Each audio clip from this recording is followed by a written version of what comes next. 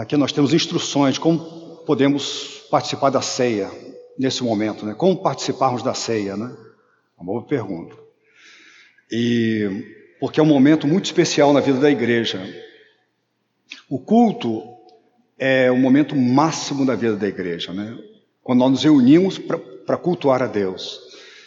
E a ceia, então, é o dia, aquele dia especialíssimo. E nós devemos participar da ceia com reverência, porque a gente vai ver que a ceia é algo muito sério. E também devemos participar da ceia com muita alegria, reverência e alegria. Assim é o culto, mas agora a ceia é muito importante. Então nós temos aqui algumas instruções de Paulo. Vocês têm ouvido exposições desse texto, desde que vocês converteram. Eu queria lembrar, antes de participarmos da ceia, do que o Senhor nos diz aqui.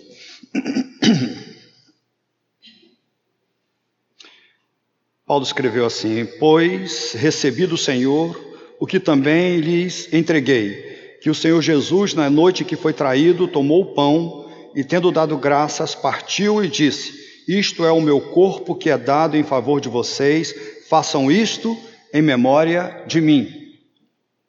Da mesma forma, depois da ceia, ele tomou o cálice e disse: este cálice é a nova aliança no meu sangue, façam isso sempre que o beberem em memória de mim. Porque sempre que comerem deste pão e beberem deste cálice, vocês anunciam a morte do Senhor até que ele venha. Portanto, todo aquele que comer o pão ou beber o cálice do Senhor indignamente será culpado de pecar contra o corpo e o sangue do Senhor. Examine-se cada um a si mesmo e então coma o pão e beba do cálice. Pois quem come e bebe sem discernir o corpo do Senhor, come e bebe para a sua própria condenação. Por isso, há entre vocês muitos fracos e doentes, e vários já dormiram. Mas se nós tivéssemos o cuidado de examinar a nós mesmos, não receberíamos juízo. Até o versículo 31. Ok, aqui está aqui.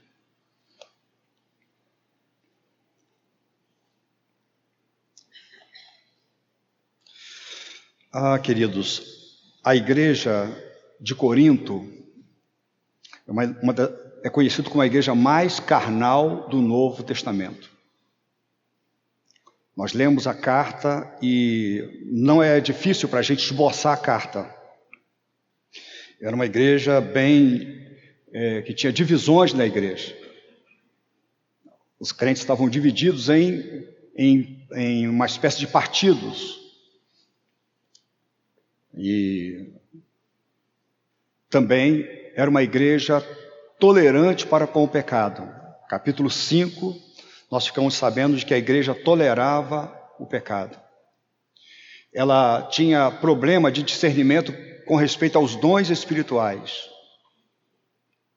E havia dificuldade no culto da igreja. Não havia ordem no culto. Tanto por questões dos dons espirituais, mas também por questões da ceia do Senhor. Havia irreverência. E o apóstolo Paulo então escreve esse texto aqui, esse capítulo 11, ele vai tratar sobre o culto e especificamente nos versículos que lemos, ele vai falar sobre a ceia. Ele vai falar sobre a ceia.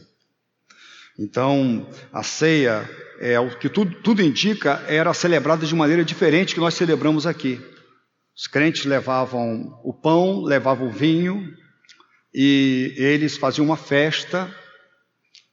E aí Paulo vai falar sobre as dificuldades durante a celebração da ceia.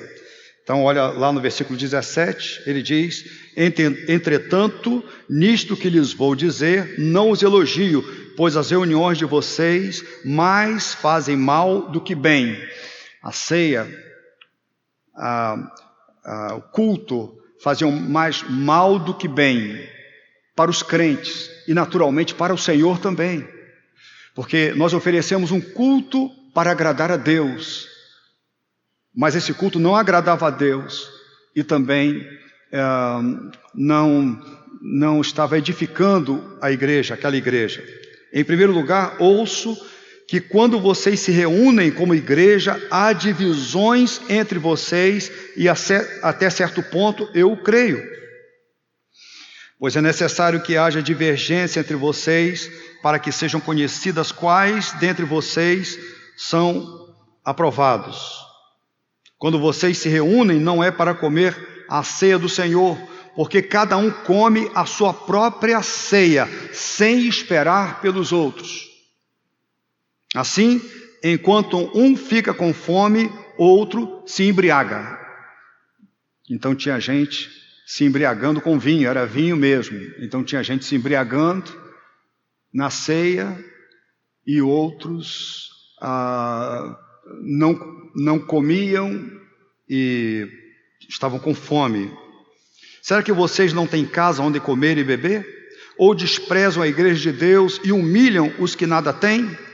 Que lhes direi? Eu os elogiarei por isso? Certamente que não. Então, o apóstolo Paulo vai dizer que as pessoas mais humildes da igreja, porque tudo indica aqui que era uma refeição comunitária, então as pessoas mais humildes eram desprezadas. Então Paulo vai lidar com isso. A gente precisa ter isso em mente para a gente ler o restante, para entendermos, para interpretarmos o restante do texto. Então Cristo ordenou que todos os crentes comessem do pão e bebessem do cálice. É isso que Paulo escreve no versículo 23. E devem beber e comer com gratidão, recordando a sua morte. A ceia do Senhor é a celebração da presença de Deus em nosso meio, trazendo-nos comunhão com Ele e também comunhão uns com os outros. A ceia também, segundo o texto que lemos, antevê o dia em que cearemos com Cristo no reino do seu Pai. Então, a ceia do Senhor é um selo, um sinal da aliança que o Senhor fez conosco no seu sangue. Isso significa que ela representa e confirma-nos a preciosa promessa de Deus de que por meio de Jesus Cristo Ele será o nosso Deus e nós seremos o seu povo. Então quero destacar nesse texto 3 lições que Paulo nos ensina a respeito de como devemos participar da ceia. A primeira lição é que nós devemos recordar a cruz de Cristo, devemos recordar a morte de Cristo. Ele escreveu: porque todas as vezes que comemos o pão e bebemos o cálice, anunciamos a morte do Senhor. Então é uma lembrança da morte. Quando ele fala também que o pão simboliza o corpo e o vinho, o seu sangue, está apontando também para a morte de Cristo. Então nós precisamos olhar para trás, para o passado. Então, quando Jesus pegou o pão e partiu, ele disse: este pão é o meu corpo que é partido por amor de vós. Tomai e comei, fazei isto em memória de mim. Então, Jesus está ordenando que a igreja, ela não pode esquecer da sua morte.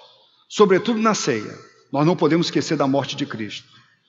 E 3 questões são importantes para a gente pensar aqui. 3 questões. A primeira é: por que Cristo morreu? Essa é a pergunta. Por que Cristo morreu? Então, Cristo morreu por causa dos nossos pecados. Ele veio para nos salvar, então Ele morreu pelos nossos pecados. A segunda pergunta é: como Cristo morreu? Cristo morreu de maneira muito cruel. Ele morreu na cruz, sangrando muito e sofrendo muito, uma morte muito cruel, dolorosíssima, a mais dolorosa das mortes. Ele morreu assim. Ontem eu estive na casa da minha sogra, e ela falou para eu apanhar algumas coisas no freezer para trazer para Macaé.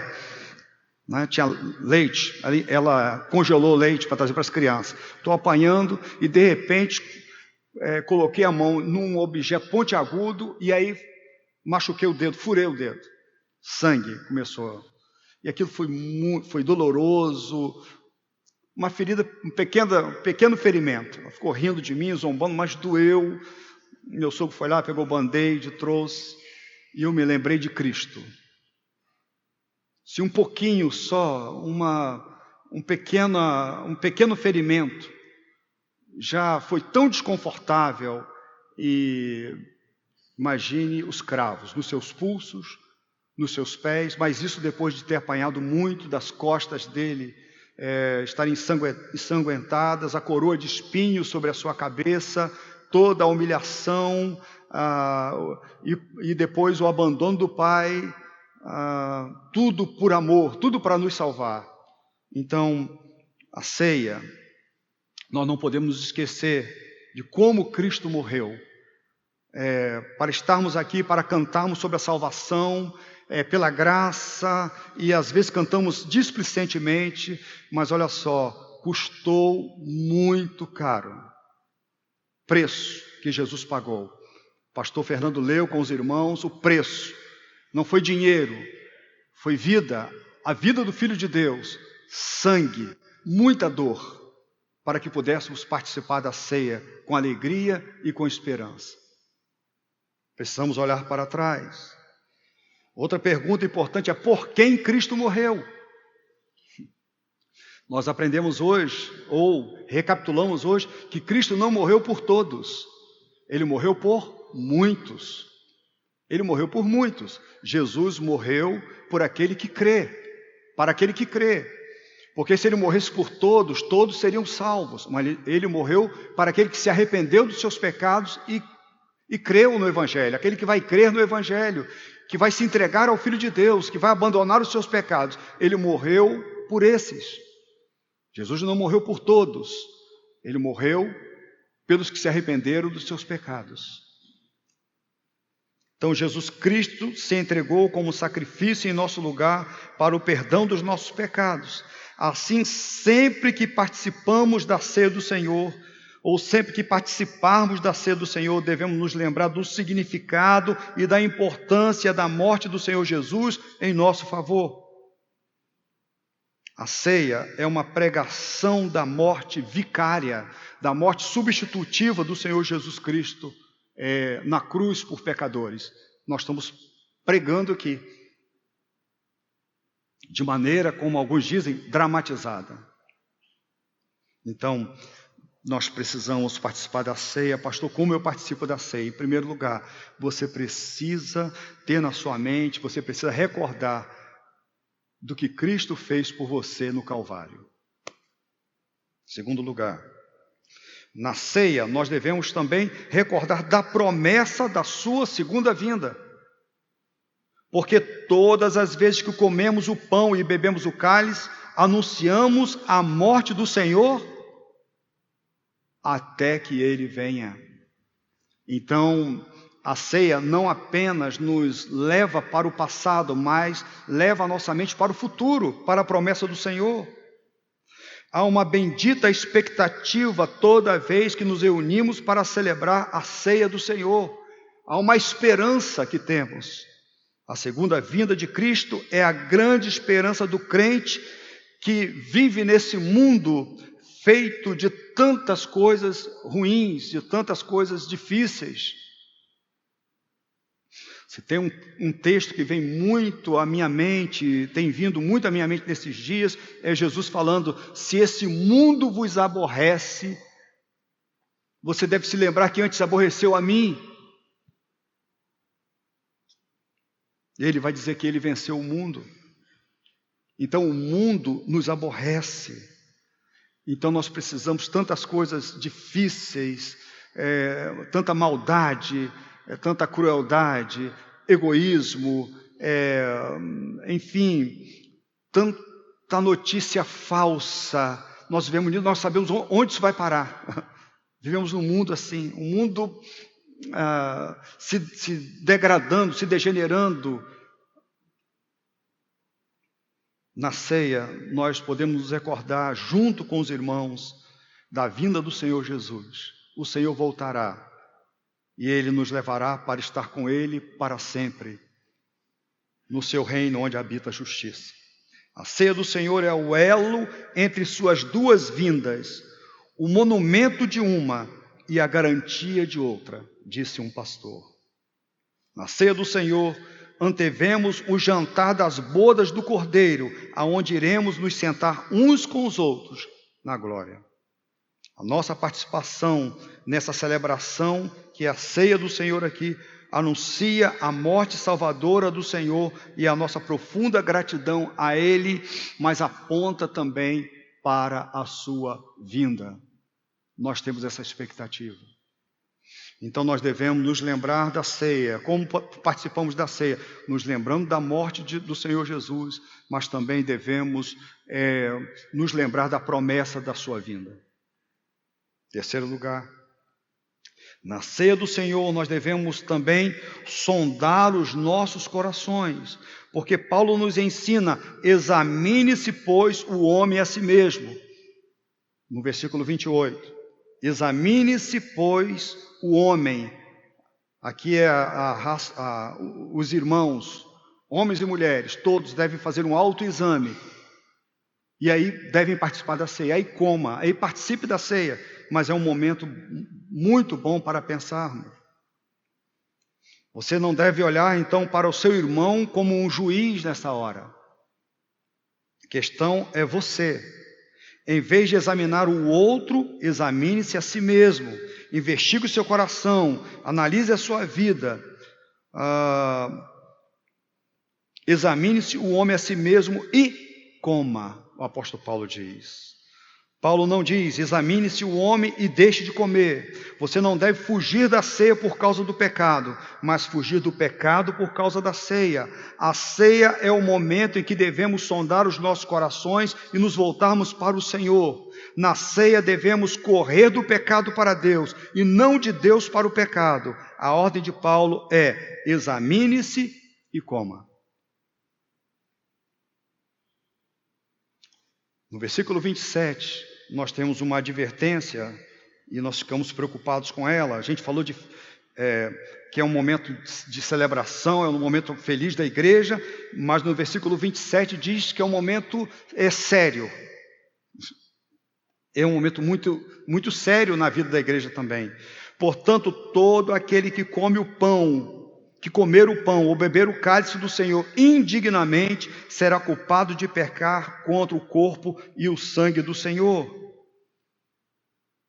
Aqui é algo grave. É ser tão culpado quanto os soldados que o mataram.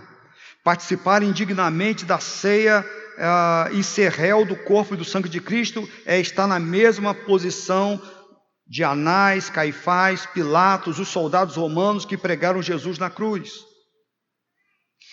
Um irmão do passado, ele explica na visão dele o que significa participar da ceia de forma indigna. Ele diz o seguinte: participar da ceia de forma indigna é ter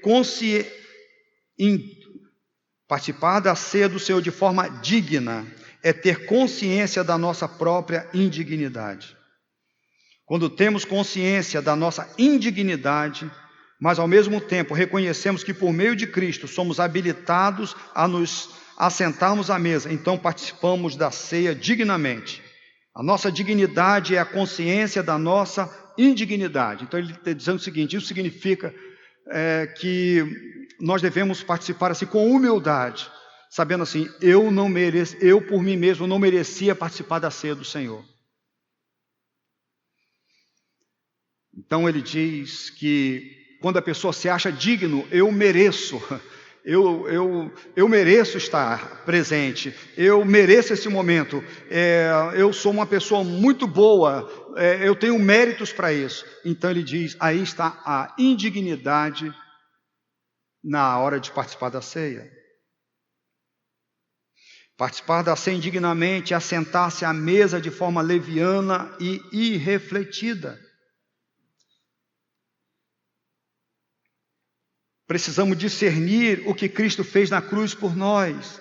Precisamos compreender o seu sacrifício substitutivo por nós. Participar da ceia irrefletidamente ou participar da ceia hospedando o pecado no coração sem a devida disposição de arrependimento é fazê-lo de forma indigna. Assim, só existem duas possibilidades.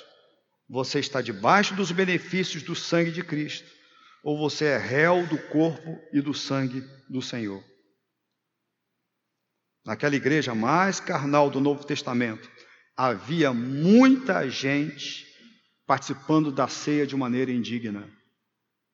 Não discerniu o corpo de Cristo, o motivo da morte de Cristo. Talvez eles iam, era festa, era comida, era bebida, mas não o significado da ceia.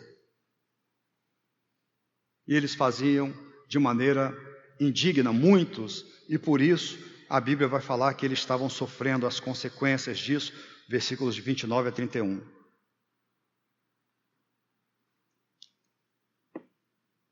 Pois quem come e bebe sem discernir o corpo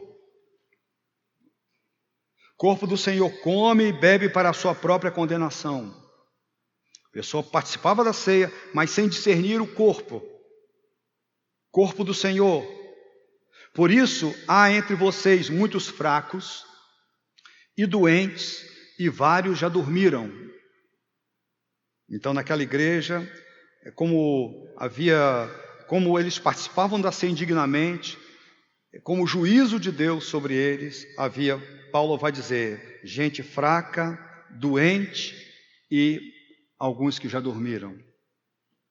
Versículo 31, mas se nós nos examinássemos a nós mesmos, não receberíamos juízo.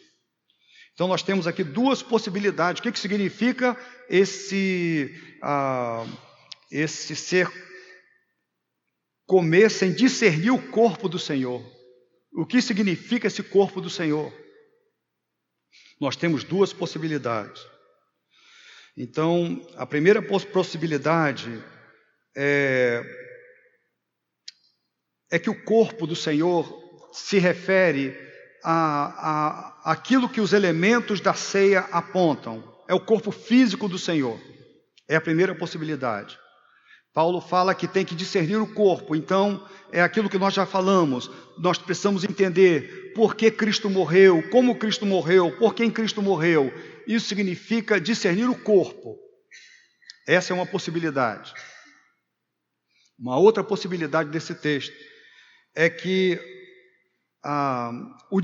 esse corpo do Senhor se refere à igreja. Então, é o que estava acontecendo com aqueles irmãos. Eles não estavam discernindo também que os irmãos eram membros do mesmo corpo. Eles eram egoístas. Faltava amor para com os irmãos. A igreja estava dividida.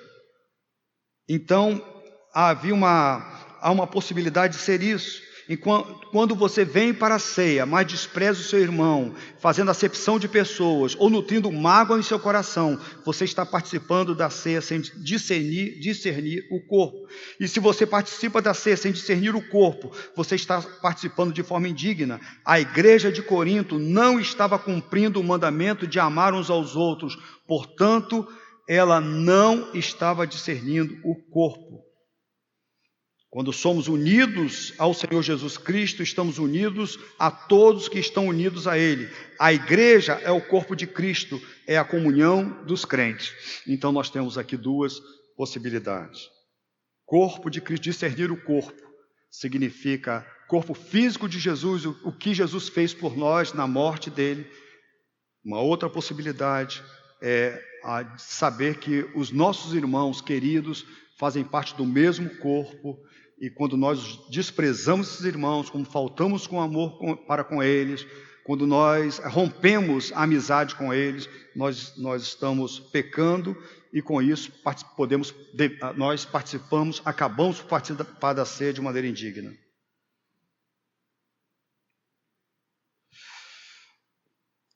Paulo vai dizer também que por isso há entre vocês muitos fracos doentes e vários que já morreram. Então foi o juízo sobre a igreja lá de Corinto.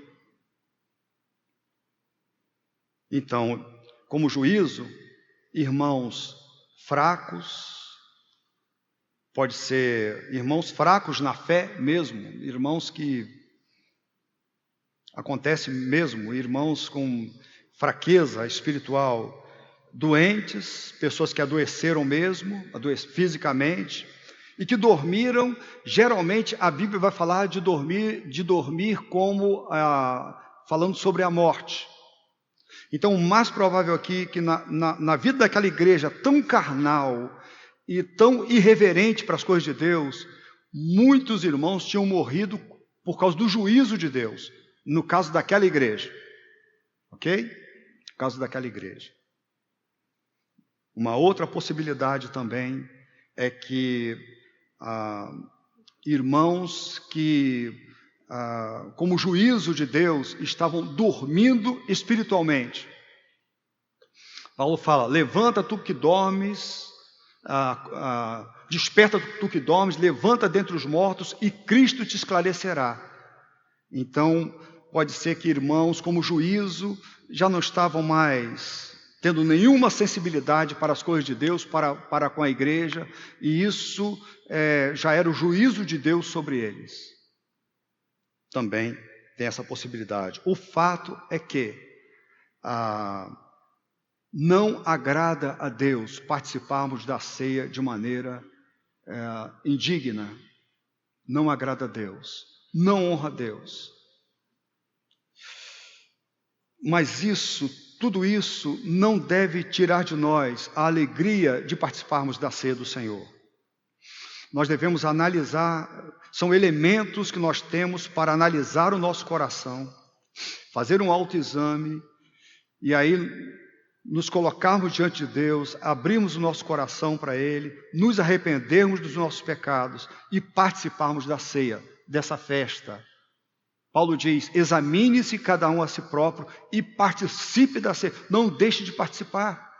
É uma grande oportunidade de reconciliação com seu irmão, de pedir perdão, de cair em si e se arrepender dos seus pecados e se voltar para Deus. Quando nós participamos da ceia, é uma grande oportunidade de mudança de vida. Então aproveite essa oportunidade. Então nós temos instruções aqui para participarmos da ceia. Como devemos participar? Primeiro, você precisa lembrar do que Cristo fez por você no passado, na cruz do Calvário, a morte de Cristo no seu lugar. Segundo lugar, você precisa pensar na vinda do Senhor Jesus. Ele voltará. Mesmo Jesus que veio, ele voltará gloriosamente. Ele veio humildemente a sua primeira vinda e agora voltará gloriosamente. Em terceiro lugar, você precisa olhar para o seu coração e examinar a si próprio. Naturalmente, se tem convicção do seu pecado, vê que tem alguma coisa errada, se arrependa, coloque diante de Deus, mas não se apegue ao pecado. Dizendo: não vou participar da ceia. Se você disser isso, você está dizendo: eu quero continuar pecando. Não, se arrependa diante de Deus. Tome uma decisão e mude a direção da sua vida. Tá certo? Eu concluo dizendo: a celebração da ceia deve ser um momento desejável, honroso, reverente e profundamente alegre na vida de cada membro da Igreja de Cristo. A celebração da ceia do Senhor deve ser um momento desejável. Eu vejo muito isso, muitos irmãos falando: pastor, que horas que vai ser a ceia? Eu quero estar na ceia. Deve ser um momento desejável. É um culto sublime, é um culto especialíssimo. Então, um momento desejável, honroso. É uma honra participarmos da mesa do Senhor. Nós participamos aqui, mas um dia nós participaremos nas bodas do Cordeiro, nós cearemos com Ele. Então é um momento honroso, É um momento de família, são os filhos, o pai presente e os filhos estão aqui. Então é um momento muito honroso, reverente. Então tem que ter reverência, porque é um momento sério para a igreja. A gente viu que não é um momento sério. Nós não podemos fazer irreverentemente. É sério. E também deve ser um momento muito alegre na vida da igreja. Vamos participar com alegria. Olhamos para a cruz, mas lembramos que Jesus nos salvou. Olhamos para a sua segunda vinda e nós também podemos ter a alegria de saber que Jesus voltará para nos buscar. E quando olhamos para dentro de nós, nós podemos saber que tem perdão para a gente. Se você vê alguma coisa ruim, algo no seu coração que te incomoda diante de Deus, isso não está certo, você tem certeza. Então, tenha alegria de que tem perdão para você. Deus é gracioso, existe graça e perdão para aquele que se arrepende, confessa o seu pecado e abandona. Tá bem? Então quero convidar você para participar da ceia. Então, quem deve participar da ceia, pastor? Se você é crente em Jesus Cristo, se você é um crente no Senhor Jesus, e você já é crente e não tem nenhum impedimento para você se tornar membro da igreja, e você está aguardando mesmo o seu batismo, você não tem impedimento nenhum, você está em comunhão com a igreja, ou mesmo que você seja membro de outra igreja, outro crente de outra igreja, você está aqui conosco, mas a fé que você professa é essa, conforme eu preguei aqui, você crê, são essas verdades que você crê no Evangelho do Senhor Jesus. Eu quero convidar você e encorajar você para participarmos juntos da ceia do Senhor. Com reverência, sim, mas com muita alegria. Tá bom? Vamos ficar de pé? Eu já estou. Vamos orar.